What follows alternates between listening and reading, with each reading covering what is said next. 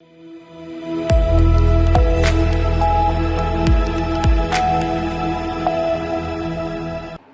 के बाद रुक करेंगे मध्य प्रदेश और छत्तीसगढ़ बुलेटिन की ओर, जिसमें बात होगी इंदौर की, जहां पुलिस विभाग द्वारा नशा मुक्ति अभियान के तहत स्कूली बच्चों के साथ निकाली गई रैली।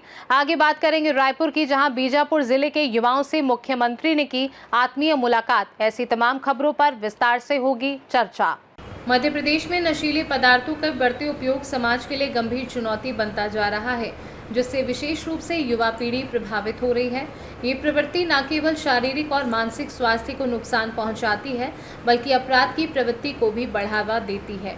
इसी संदर्भ में इंदौर पुलिस आयुक्त संतोष कुमार सिंह, अतिरिक्त पुलिस आयुक्त अमित सिंह के मार्गदर्शन में एक प्रदेश व्यापी नशा मुक्ति जन जागरूकता अभियान की शुरुआत की गई है।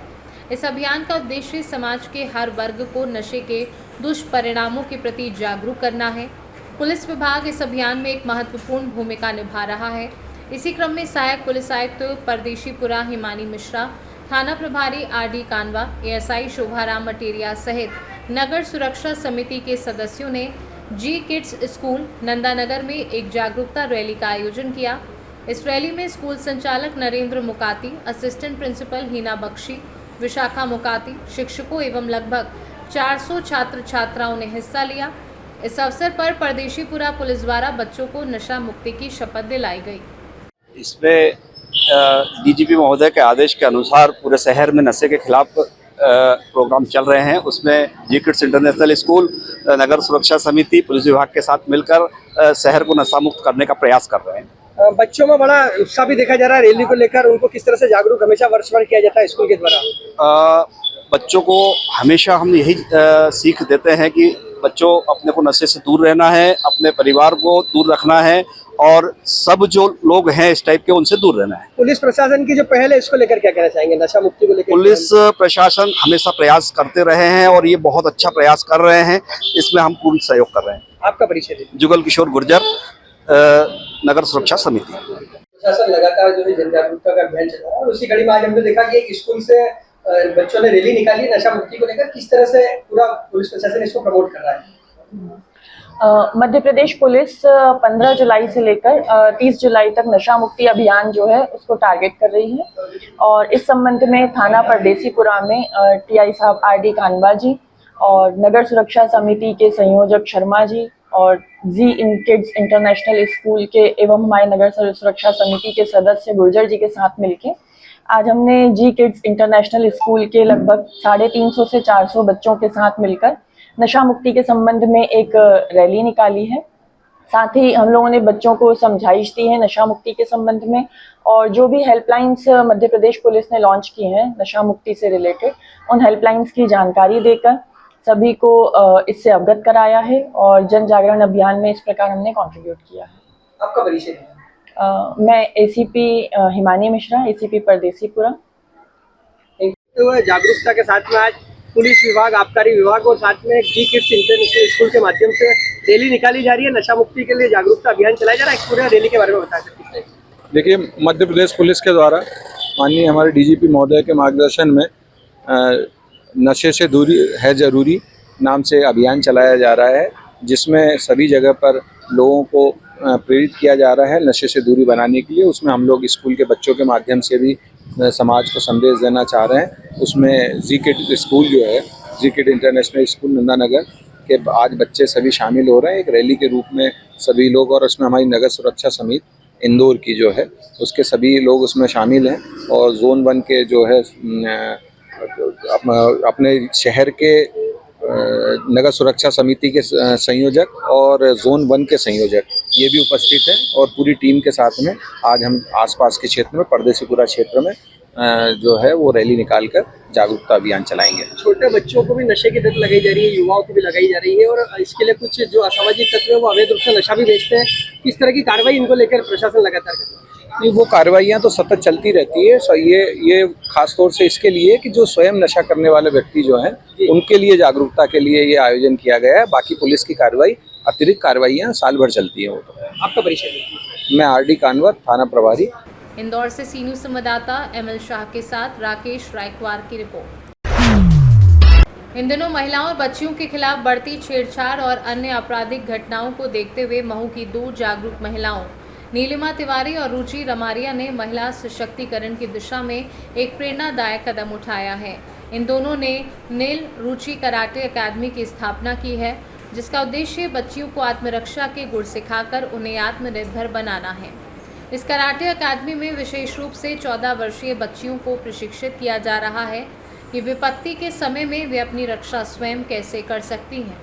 हाल ही में इंदौर स्थित IPS परिसर में आयोजित प्रदेश स्तरीय कराटे प्रतियोगिता में प्रदेश के 18 जिलों से आए 300 से अधिक प्रतिभागियों ने हिस्सा लिया।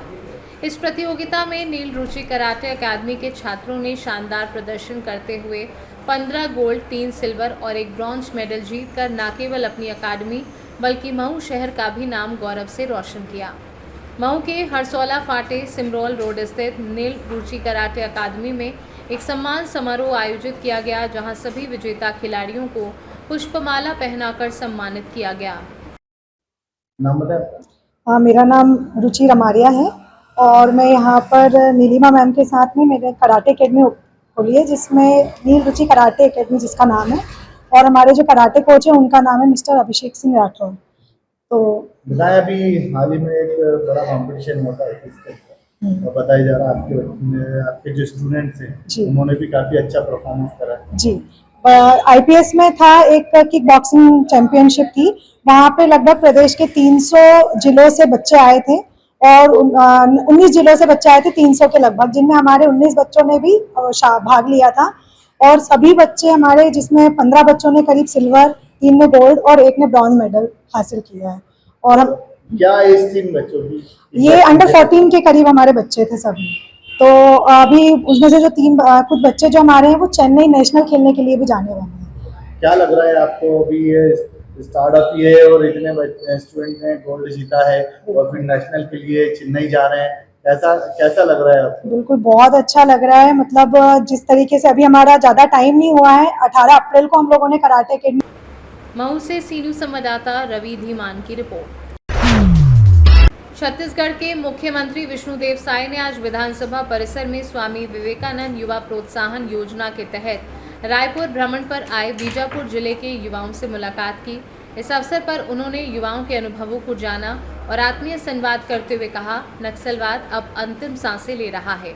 हमारी सरकार बीते 1.5 साल से इस पर निर्णायक कार्यवाही कर रही है। अब बस्तर का हर गांव आपका अच्छा गांव बनेगा। बस्तर के विकास को अब कोई रोक नहीं सकता। मुख्यमंत्री ने बीजापुर जिले की विभिन्न ग्राम पंचायतों से आए युवाओं से उनकी पढ़ाई, रोजगार, स्थानीय विकास और व्यक्तिगत अनुभवों पर चर्चा की। युवाओं ने मुख्यमंत्री को बताया कि उनके गांव में अब मोबाइल टावर, सड़कें, बिजली और आंगनबाड़ी केंद्र खुल रहे हैं।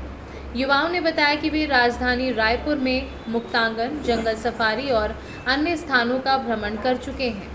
मुख्यमंत्री ने उन्हें सलाह दी कि वे इस अनुभव का भरपूर लाभ उठाएं और इसे अपने गांव में जाकर साझा करें। इस अवसर पर वन मंत्री केदार कश्यप, विधायक किरण देव, संपत अग्रवाल, ईश्वर साहू सहित कई गणमान्य भी उपस्थित थे। देखिए, बस्तर विकास की दृष्टि से नक्सलवाद के कारण बहुत पिछड़ा हुआ था और हम लोग 1.5 साल से नक्सलवाद के साथ हमारे सुरक्षा बल के जवान बहादुरी के साथ लड़ रहे हैं और नक्सलवाद अंतिम सांस वहाँ पर ले रहा है।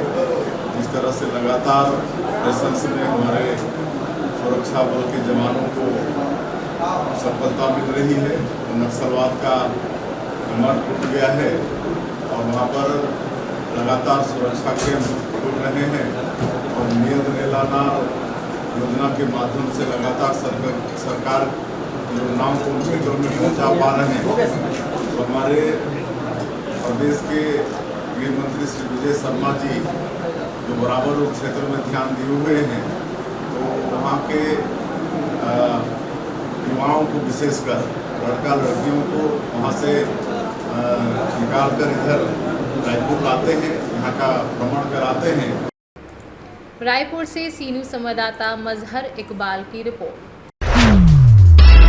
सीहोर जिले की बुदनी विधानसभा के लाडकुई गांव में लाखों रुपए की लागत से सड़क और नाली निर्माण का कार्य चल रहा है, लेकिन ये विकास कार्य अब ग्रामीणों के लिए मुसीबत बनता जा रहा है। सड़क निर्माण से पहले नाली का निर्माण तो कर दिया गया, लेकिन ठेकेदार द्वारा सेफ्टी के उचित इंतजाम नहीं किए गए, जिससे खुले नालों के कारण आए दिन दुर्घटनाएं हो रही हैं।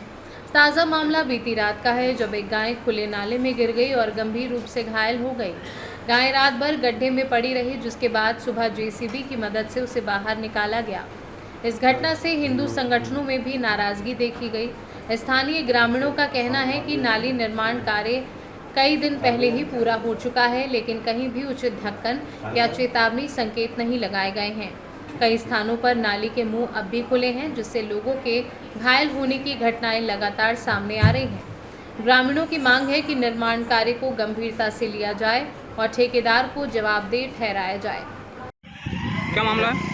यहाँ पे ये नाली रोड का और नाली का काम चल रहा है लगभग 8-1 महीने से कारण, लेकिन ये नाली बन के कम्प्लीट हो गई, लेकिन 6 महीने से ऊपर हो गए हैं। अभी तक इनमें न ढक्कन लगाया ना पे। आए दिन इंसान भी गिर रहा है, मवेशी तो आए दिन गिर रही हैं, तो इससे क्या गौ माता फंस जाती है, बहुत दिक्कत हो रही है। हमने कई बार बोला उनसे, लेकिन उसके बाद वो बोल रहे हैं कि हमने आज लगवाते कल लगवाते, लेकिन अभी तक कोई कार्रवाई नहीं करी, उन्होंने लगवाया नहीं। जोड़ है नहीं, 1 साल हो गया, काम चलते अधूरा पड़ा है, सब परेशान है। अभी ये वो गौ माता गिर गई थी, उसको बड़ी मुश्किल से जेपीसी द्वारा खोद खुदा के निकाली। कम से कम 50 आदमी पहले हुए, 50-60 मोहल्ले के, उन्होंने वो किसी ने देख लिया, बताया। एक रात को एक बच्चा और एक क्या नाम उनको मोटरसाइकिल में बच्चा वो जीप में से आए उतरे और उस साइड खड़े थे, क्या नाम रोहित, और उसकी बच्ची गिर गई थी। वो भी अभी 15-10 रोज पहले, वो तो बड़ा था तो खड़ा हो गया, नाली में पानी भरा था, कम से कम 3-3 फीट, बड़ी मुश्किल से निकले घर का। ये क्या है, इनको सही करवाइए, सही होना चाहिए, ऐसे में ठेकेदार सुन नहीं रहा, मतलब ठेकेदार कर ही नहीं रहा है। क्या बोले, साल भर हो गया कर चलते, इतना लंबा काम होता है, लोग मर रहे हैं, नुकसान हो रहा है। गौ माता को निकाल ली, देख ले, इंसान मरेंगे किसी रोज। ये काम बिल्कुल अभी होना चाहिए। ठीक है सर। राजेश ठाकुर है, और अभी तत्काल का मामला है कि यहाँ पे ये गौ माता है, ये नाली में गिर चुकी है। हमें सूचना मिली थी, हमारी गौ सेवा समिति द्वारा गौ माता को निकाला गया, और आए दिन ये नाली में चेम्बर खुले हैं, आए दिन बच्चे गिरते हैं। मैं भी 2-3 बार गिर चुका हूँ, गौ माता भी 4 से 5 गिर चुकी है, मगर ये प्रशासन सुनने को ही राजी नहीं है। हर प्रशासन को, मतलब जहाँ पे भी हम जाते हैं वहाँ पे बताते प्रशासन को कि आप ये चेम्बर खुले हुए हैं, इनको बंद कराइए। ये रोड बन रहा है, साल भर से 6 महीने से रोड बन रहा है, अभी तक ये रोड का भी कुछ नहीं हो रहा है, नाली भी खुली पड़ी है। आए दिन गिरते रहते, 4 से 5 गौ माता गिर चुकी है, उनको निकाल दिया है हमने, निकाल रहे हैं, आए दिन गिर रहे हैं, बुजुर्ग भी गिर रहे हैं, आदमी बच्चे भी गिर रहे हैं उसमें। सीहोर से सीनू संवाददाता रजनी राय की रिपोर्ट। सिंगरौली के बरगवा थाना क्षेत्र के खेखड़ा गांव में युवक और युवती ने अज्ञात कारणों से फांसी लगाकर आत्महत्या कर ली। जानकारी के अनुसार मृतकों की पहचान विनोद केवट और मधु केवट के रूप में हुई है। दोनों ने गांव के पास हाईटेंशन पोल से फांसी लगाकर जान दे दी। सूचना मिलते ही बरगवा पुलिस मौके पर पहुंची और जांच शुरू कर दी है। आत्महत्या के कारणों का फिलहाल पता नहीं चल सका है। सिंगरौली से सीनू संवाददाता संतोष पनिका की रिपोर्ट। फिलहाल के लिए मध्य प्रदेश और छत्तीसगढ़ बुलेटिन में बस इतना ही। आप बने रहिए सी न्यूज़ भारत के साथ, हर खबर आपके साथ, आपके हाथ।